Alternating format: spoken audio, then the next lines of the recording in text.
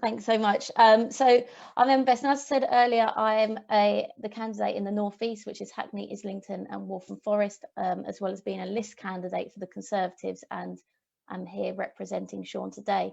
But what I will say is I am also a councillor in Waltham Forest, and I'm so thankful for this invitation today because for 6 years I've been a councillor, and it's given me an opportunity to meet with lots of different communities and learn a lot over my time. And I've never actually been part of a meeting myself with the Gypsy, Roma and Traveller community. So this is really special for me. So thank you for having me here today. And also I'd like to again say thanks to those that shared their stories in that video. That was really powerful to watch just now.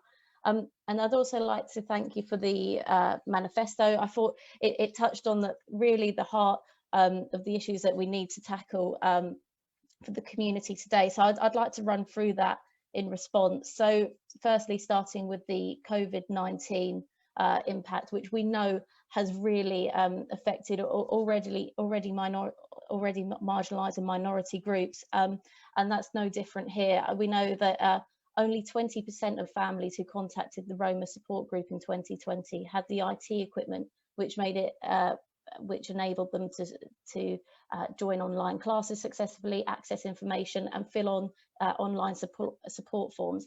So that's had a devastating impact, and we know that COVID has showed the digital exclusion for a lot of different communities, and it's no different here. So Sean's committed to working with the community to address that digital divide and how we can address that. And I noted it from one of the videos earlier. It's also really important to address that physical space as well, because we've had this for so many people where even where the online learning even if you've got the digital equipment, you still don't have the physical space for a lot of people in homes, when you've got multiple children in a small space, in overcrowded spaces, sometimes it's very difficult to get that learning done, and that's something that Sean as well has committed to tackling.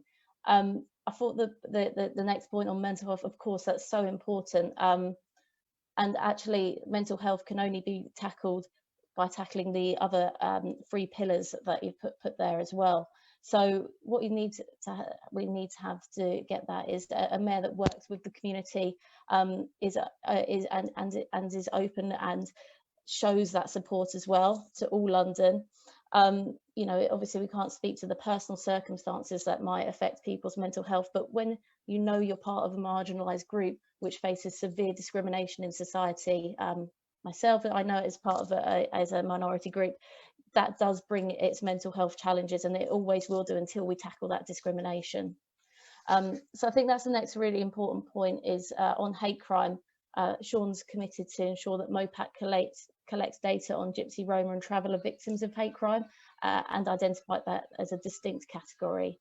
Currently, MOPAC records anti-Semitic offences, disability hate crime, faith hate crime, sexual orientation hate crime, Islamophobic offences, race hate crime, and transgender hate crime. And I think we do need that distinct category to begin to show the size of the problem. I know as a councillor, when we've come to community meetings, some of the racism, discrimination and hate and prejudice that you hear openly from people in those forums making statements about, it will often be in relation to an unauthorised encampment, and the language used is not something that I think most people in the public would feel comfortable using such discriminative statements for other groups. So I think that we really need to get MOPAC to collect that data so we can begin to address the problem. And I'm sorry, I'm not quite sure how I'm doing from time, but this is one of the most important ones, and where I've got the most points to make is on accommodation. So Sean's committed to making sure the community is protected under the London Plan. I think it's really important to note that the issue we have is with not having enough authorised traveller pitches. The government has increased the availability of traveller pitches and provided more suitable pitches, but it's still nowhere near what we need. As of January 2020, statistics show that the number of authorised pitches increased by 41% from January 2010.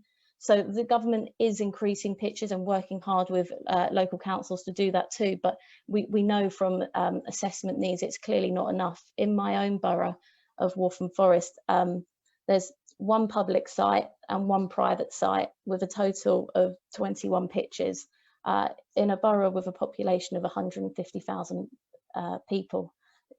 21 pitches is clearly not enough. And what we hear from the housing department when you ask them about this is that they don't have enough inquiries, and it comes back again to those IT issues, I think, and making sure people are equipped with the tools they need to raise this. I think one thing, you know, obviously we probably will disagree on is the enforcement of unauthorised encampments. I think this causes distress for everyone personally, but I think we can't tackle this just with the one hand of, you know, harsh enforcement, because the reason this is happening is because there isn't enough authorised sites. And that's where we really need to carry on with the negotiated approach, which Enfield Council have done really well, and Sean's committed to working with councils across London to continue to improve on those negotiated approach, which means that, you know, you do have the local authority making some of those changes on sites, coming in more to see that and spending more money on bringing things up to scratch, and also on impacting it on. You're not out of time. Sorry, Emma. Sorry, I was just saying, and I think it's really important that all the authorities now are completing the traveller housing needs assessments for the first time in many years, but we need to actually enact what the findings of those policies going forwards.